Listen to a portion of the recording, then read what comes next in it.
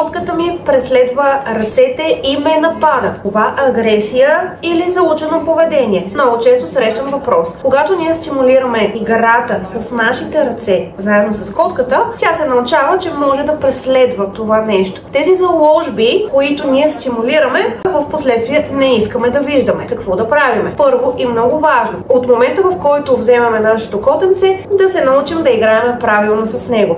Да не стимулираме преследване на ръце или да не си скриваме ръцете и нашето котенце да ги хваща. Точно поради тази причина започва вече тенденция и на Запад, и при нас лека по лека да имаме Kitten School или училища за котенца.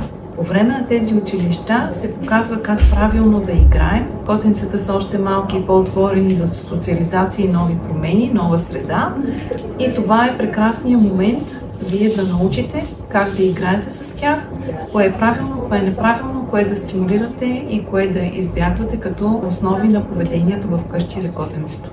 Лова на ръце и крака от нашата котка може да не е само поведенчески модел, а може да е причинен от медицински причини. Медицинските причини най-често се корени в хронична болка.